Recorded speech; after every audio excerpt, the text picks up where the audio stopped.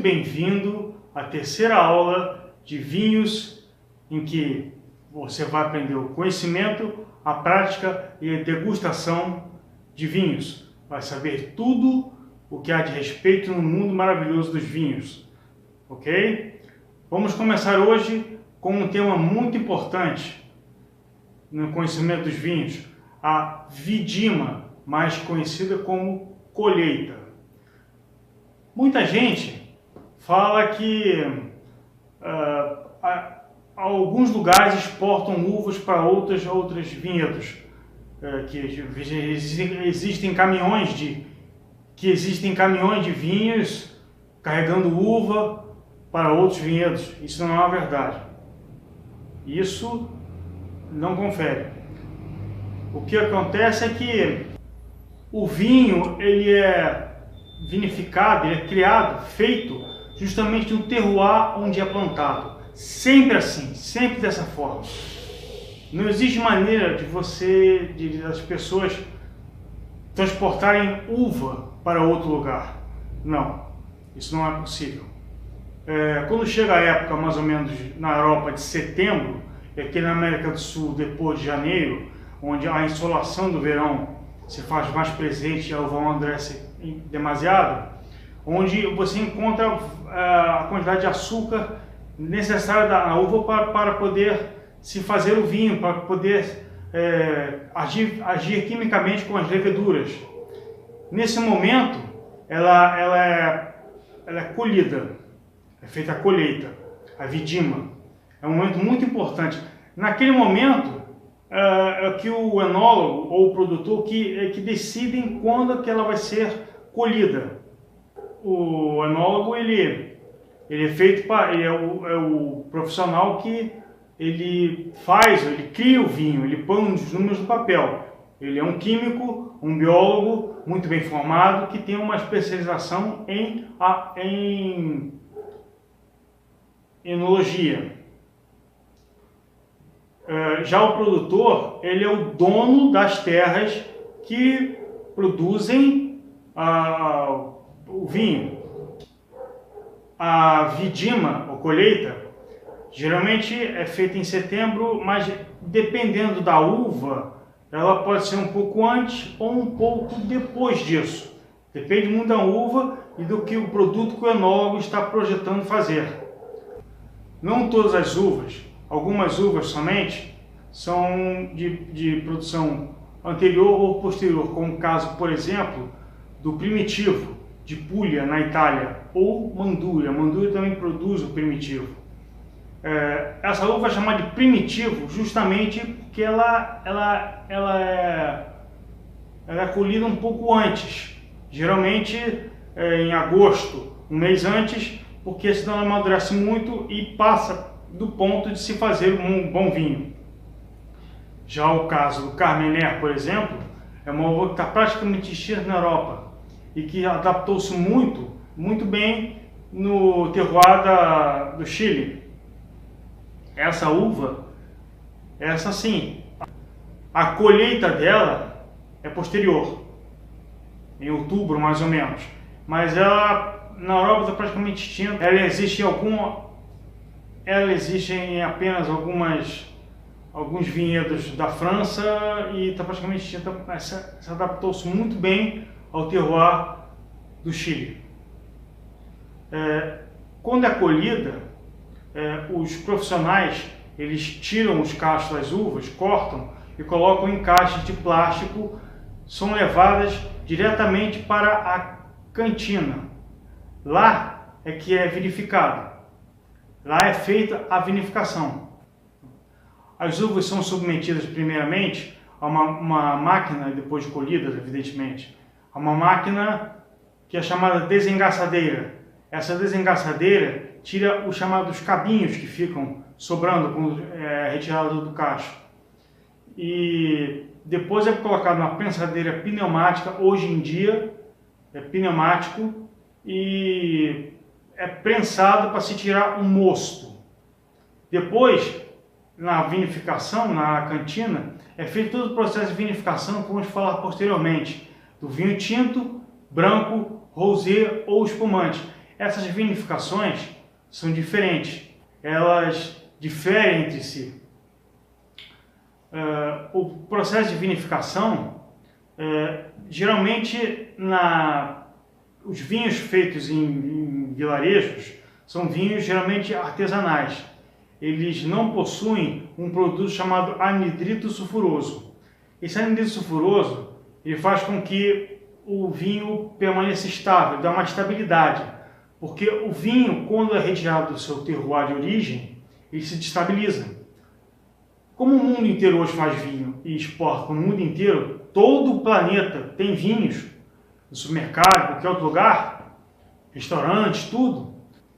O vinho, por exemplo, ele tem que ser submetido a justamente uma substância que estabilize. Nesse caso, o anidrito sulfuroso é um deles. E os vinhos, por exemplo, feitos em vilarejos na Europa, tem alguns vilarejos lá que fazem vinhos artesanais. Uma produção pequena, que é feita justamente para serem colocadas em supermercados ou lojas aí perto da comunidade daquele vilarejo. Esse vinho, provavelmente, muitos deles não tem o anidrito sulfuroso. Eles custam de 50 a 70 centavos de euro a garrafa, são vinhos populares, são muito bons, mas por fato de não ter o anidrito sulfuroso, eles têm que ser consumidos em loco, lá no próprio local. Geralmente, quando se viaja para a Europa e você compra um vinho desse maravilhoso, infelizmente você vai ter que bebê-lo lá. Se trouxer para cá, ele já chega aqui mudado, não chega com o mesmo sabor. Não significa que chegue estragado, mas não chega com o mesmíssimo sabor, de maneira nenhuma. E, inclusive, o anidrito sulfuroso é colocado nos vinhos de exportação justamente para dar uma segurada nesse desequilíbrio, nessa mudança. Se você compra, por exemplo, um vinho europeu lá na Europa, ele é maravilhoso, muito bom. Você traz para cá, para o Brasil, para outro país, mesmo que você beba o vinho aqui, você experimentou lá, você sente uma certa diferença. Isso é comum no vinho. O vinho tem é comum isso porque ele é uma criatura viva.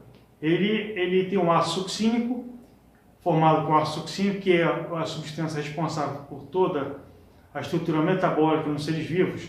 Eu tenho, você tem, uma batata tem, uma verdura tem, uma árvore, tudo que é vivo tem essa substância. O vinho também não é diferente. Tanto que ele também, como nós, tem nascimento, juventude, maturidade, decrepitude e morte. Mesmo os vinhos mais longevos, os vinhos chamados de guarda. Esses vinhos correspondem, os vinhos de guarda correspondem a mais ou menos de 5 a 9% dos vinhos produzidos no planeta. São vinhos que vêm de barricas, barricas de madeira de carvalho francês, e é feito isso para o vinho se afinar, para ele poder ter uma boa qualidade, ele ganhar mais características organolépticas, degustativas e olfativas. Inclusive, ele é um vinho que é diferenciado, né? Justamente porque ele passa em barricas, é um vinho que é mais caro, porque as barricas europeias, elas custam em torno de 700 a 700 euros cada barrica. Uma barrica dessa, ela dura 2 safras. A primeira safra é um vinho de primeira linha. A segunda safra já é um vinho de segunda linha, mas não é ruim, ao ponto de ser descartado. Já a terceira safra não poderia ser feita. Então o que eles fazem? Geralmente eles vendem essas barricas para outros lugares onde fazem aguardentes, com barricas de vinhos, com barricas vindas de vinhedos e também outras formas artesanais. Como o produtor tem que comprar muitas quantidades de barricas, esse preço aumenta, acarreta o vinho. Com a exportação para o Brasil, por exemplo, com várias várias taxas de importação, o vinho geralmente aqui fica muito caro. Vale a pena comprar para beber, mas você tem que observar a característica organoléptica do vinho, a qualidade e ter conhecimento para ver a safra, o rótulo, tudo para comprar um bom vinho. Ter conhecimentos em arborização, que vamos falar mais posteriormente, e também ter conhecimento do que vai ser servido, do que vai ser, se vale a pena você pagar, se vale a pena você pagar um preço alto por um vinho muito bom. Isso vai depender muito da questão custo-benefício. Voltando à vinificação, as uvas então não podem ser transportadas, porque elas secam, elas são esmagadas. Existem gente que já me contaram, até que pessoas já me contaram que viram caminhões levando uvas para outros vinhedos. Bom, na verdade, caminhões seriam centenas de milhares deles, porque um vinhedo europeu produz em média 110 milhões de toneladas de vinho por ano. É uma produção bruta. Tirando essa produção toda, por exemplo, você tem uma produção de alguns vinhos, de uma marca de vinho qualquer, da produção bruta, você tem determinado vinho, você tem 500 mil toneladas ou 100 mil toneladas. Seria impossível transportar isso em caminhões, o que prova que essa informação não é verdade. Ele tem que ser plantado, colhido e vinificado no vinhedo. Qualquer outra informação não é verdade. Vamos falar um pouco também da vinificação em tinto e branco. A vinificação em tinto, como já disse antes, as uvas são colhidas, levadas em caixas de plástico hoje em dia para a cantina. Lá elas são separadas, são tiradas dos cachos, passadas por uma máquina chamada desengaçadeira, onde tiram os cabinhos restantes de cada uva e logo depois são colocadas numa prensadeira pneumática. Hoje é prensadeira pneumática. Antes, os vinhos, já disse, os vinhos de vilarejo, vinhos feitos artesanalmente, eles eram espremidos à mão. Inclusive em Portugal, eles ainda são feitas com a pisa. Só Portugal tem a pisa em poucos vilarejos. Bom, voltando ao vinho, levando o vinho tinto para a cantina, colocar na desengaçadeira e na prensadeira pneumática, é tirado o mosto, que é colocado separadamente das cascas. Depois as cascas são colocadas juntas, chamada maceração. As cascas são colocadas juntas com o mosto para dar aquela cor avermelhada ao vinho tinto. Essa cor avermelhada são os taninos, que no vinho tinto tem abundância. O vinho é feito de água, álcool etílico, taninos e centenas de outras substâncias. Inclusive, muitos polifenóis muito bons para a saúde. Depois vamos falar disso também. Já o vinho branco, por exemplo, ele não tem a maceração. Ele é levado, as uvas brancas são levadas para a cantina. Lá elas são separadas das uvas dos cachos, levadas para a desengaçadeira e as cascas são separadas do mosto, quando são prensadas na prensadeira pneumática.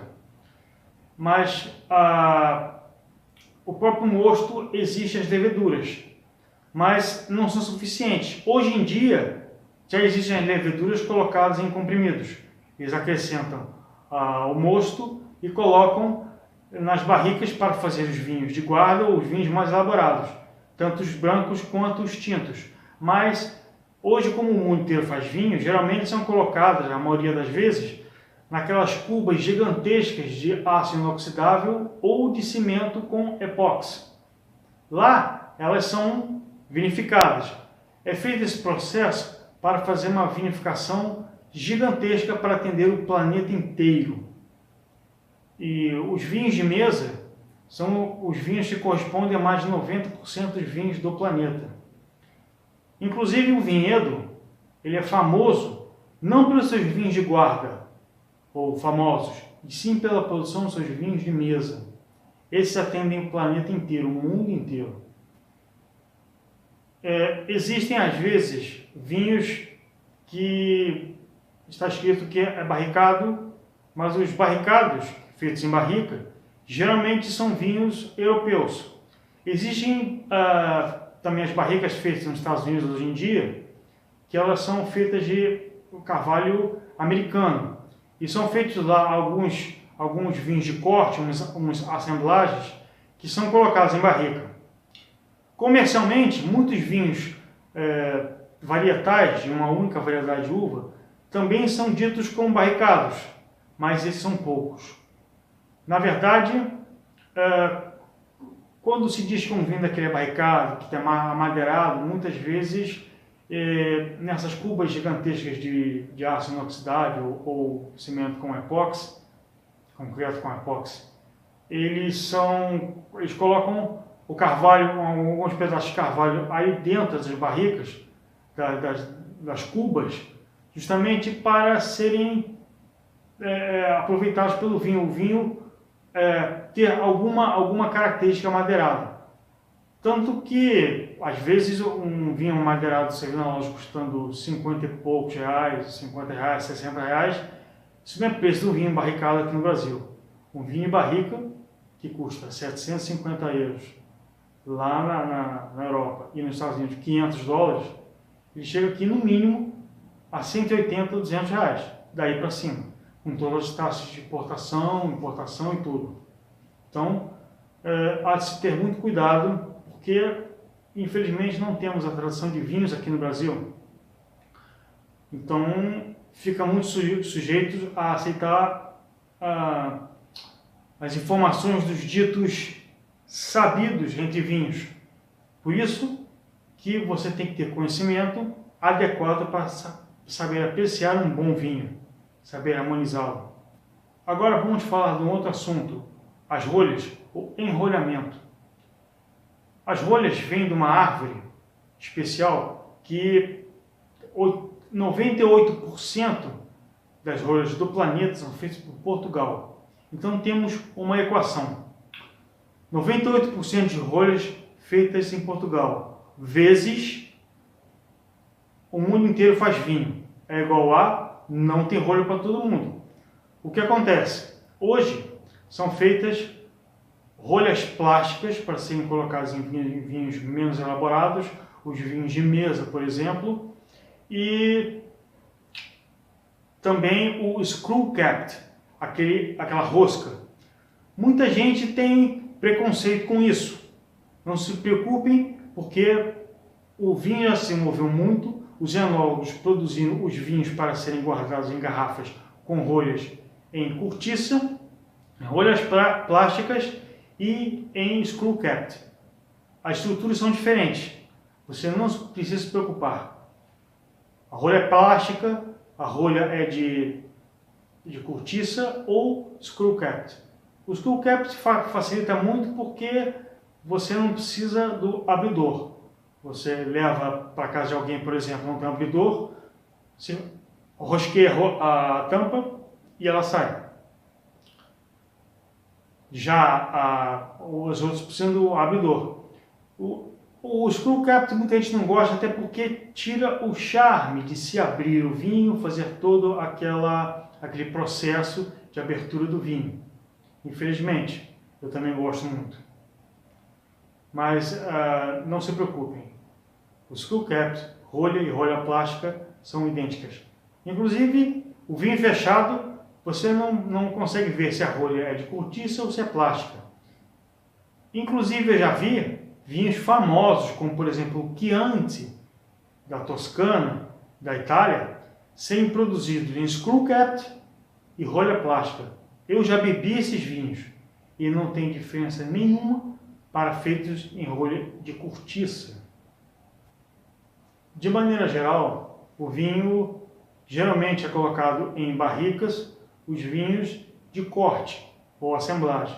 Por quê? Justamente porque ele, como um vinho de 2 ou mais uvas, geralmente várias, ele ganha a característica organoléptica, degustativa e olfativa de todas as uvas que o compõem o corte. Isso faz com que o vinho de corte seja mais complexo, aromaticamente e degustativamente. Um vinho desse tem condição de, quimicamente, de se desenvolver muito melhor numa barrica de carvalho do que um vinho varietal, feito de uma única uva e colocado para envelhecer, colocado para desenvolver-se com a característica organoléptica, degustativa e olfativa de uma uva apenas. Por isso, muitos produtores acham um desperdício colocar vinhos varietais em barricas de carvalho. Não vai se conseguir uma desenvoltura tão grande. Existem algumas exceções. Por exemplo, o vinho de Rioja, chamado Crianza, geralmente um Tempranillo, que é uma uva espanhola. Esse vinho Crianza não significa criança, significa que ele é envelhecido em barricas de carvalho no mínimo 3 anos. É uma tradição europeia espanhola, no caso. Nesse caso, é uma das exceções. Inclusive, é um vinho muito bom, que tem uma vinificação, como europeia, de alguns séculos, em vez de algumas décadas, como feitas aqui na América do Sul ou nas Américas, de maneira geral. Então, as rolhas, voltando às rolhas, as rolhas são importantíssimas na vedação do vinho. Uma vez aberto o vinho, entra o oxigênio. Você não pode recolocar a rolha para beber no dia seguinte, porque ele perde, ele começa a vinagrar, ele começa a oxidar, ele perde muito sabor. Existem algumas bombas de vácuo que você coloca no vinho, um vinho de mesa, por exemplo, varietal simples, você pode até colocar para tirar o oxigênio. Tira o oxigênio dali, ele tapa com uma tampa vinda na bomba de vácuo, e então ele fica sem oxigênio, ou quase sem oxigênio, com muito poucas moléculas de oxigênio dentro do vinho. Mas já entrou o oxigênio, ele já metabolizou. Dura assim pode aproveitar durante uns 3, 4 dias no máximo. Mas eu sugiro que, quando aberto o vinho, beba com mais pessoas. Até porque o vinho é feito para se dividir com outras pessoas. Geralmente o vinho é servido em 750 ml a garrafa. Mas quem bebe uma garrafa inteira de 750 ml, geralmente é um alcoólatra ou perto disso. Então por que é feito assim? Justamente para que você possa dividir o vinho com outra pessoa. Criar um jantar, despertar uma conversa inteligente, ter outra maneira de se beber o vinho, uma outra disciplina, uma outra conduta. É muito elegante, é muito diferente das outras bebidas. É fantástico o mundo do vinho. Bom, vamos ficando por aqui. Espero vocês na próxima aula, ok? Um abraço e até lá.